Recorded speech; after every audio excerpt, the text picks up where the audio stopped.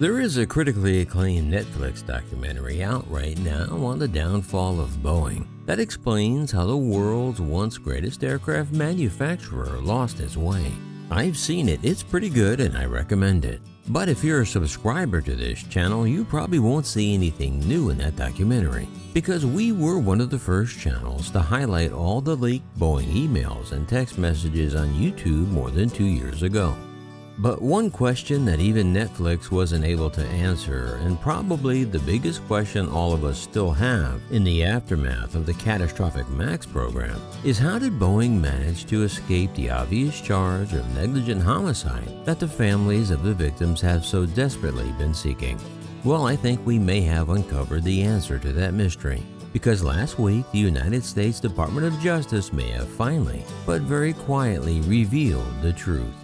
But that truth wasn't revealed in the investigation. However, it was revealed through simple wordplay and in the word maybe. As in, maybe Boeing is guilty, or maybe they weren't. I'll tell you about it next on Maximus.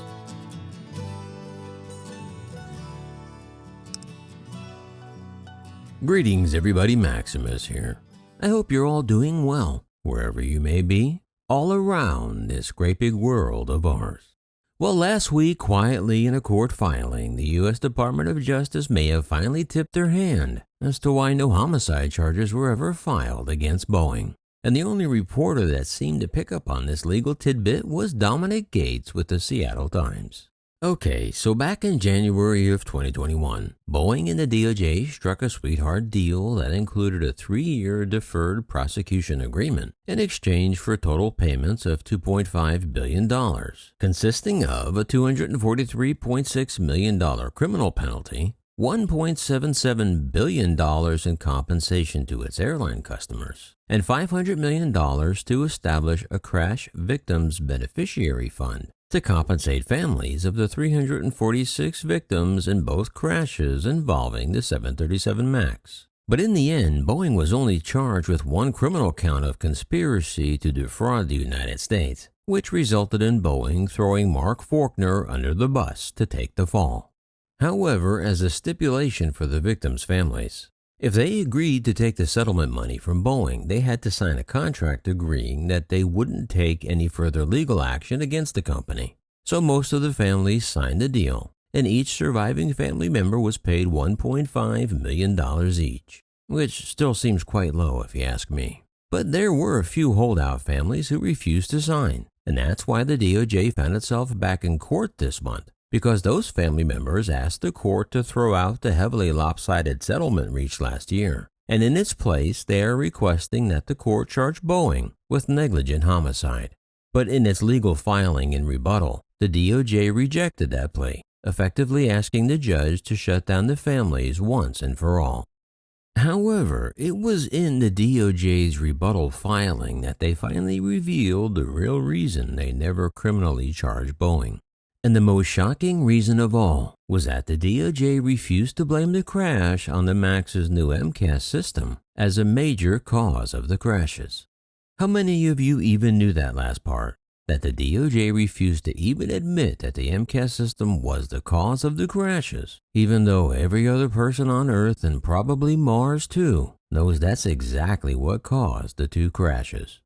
Defending their settlement in court, the Justice Department argued that it wasn't able to criminally charge Boeing because its investigation did not produce evidence that it believed would allow it to prove beyond a reasonable doubt what factors actually caused the crashes. Elaborating on why it couldn't pin any specific charge of negligent homicide on Boeing, the filing cited the FAA as stating that the flawed MCAS system on the MAX only may have played a role in the plane crashes. But it's important to note that the emphasis on the words may have was added by the DOJ only in this most recent legal filing. Moreover, the DOJ emphasized in their pleading that Boeing executives have never publicly admitted that the flaws in the design of MCAS played a central role in the crashes. Which is frankly just crazy, because both Indonesian and Ethiopian crash investigators specifically identified the original design of the MCAS as a major factor in both crashes. Yet it's important to note without equivocation that the rest of the entire aviation world disagrees with the US Department of Justice's findings. John Cox, founder of Safety Operating Systems, said, "There's no doubt MCAS was certainly a major cause of the accidents. It was clearly a flawed design." Jim Hall, former chairman of the NTSB, called the DOJ's questioning of the MCAS's role in the accidents, quote, "extremely strange." And Jeff Guzzetti, a former FAA and NTSB investigator and now an aviation safety consultant, said, "MCAS absolutely played a role in the accidents, there is no doubt." He said, "At this point, with everything we know, you cannot say MCAS may not have been involved." And finally, trained pilot and the chairman of the Giant Air Lease Corporation, Stephen Udvar Hazy, who tested MCAS in a simulator, said, "Had there been no MCAS system, those planes wouldn't have crashed. Had there not been anything like that, all those people may still be alive." But at the hearing, the victims' families argued that under the terms of the Crime Victims' Rights Act, they should have been consulted before a settlement was reached.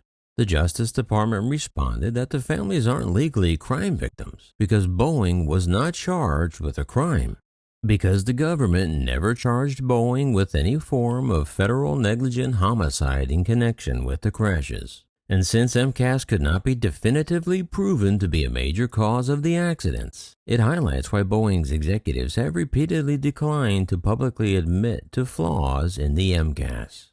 Oh, and finally, just in case you forgot, former U.S. District Attorney Aaron Neely Cox, the lead attorney who helped craft this sweetheart deal for Boeing, left the U.S. Attorney's office right after this case ended to go to work for the law firm of Kirkland & Ellis.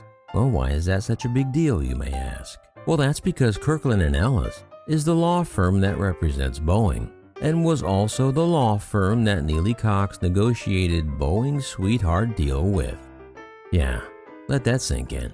So if you ever wonder why there are so many conspiracy theories in the world, it's cases like this that just reinforce those conspiracies. So, do you believe that the U.S. Department of Justice really couldn't say the MCAS system was the cause of the crashes? Or do you think maybe the fix was in all along? Let me know down below. Well, that's going to wrap it up for now. Oh, and on your way out, you know what to do. Please make sure you like, share, subscribe, and ring the bell. And remember, leave the rubber on the runway and your troubles on the ground. And I will see you next time. In the air. Yeah, this is Maximus.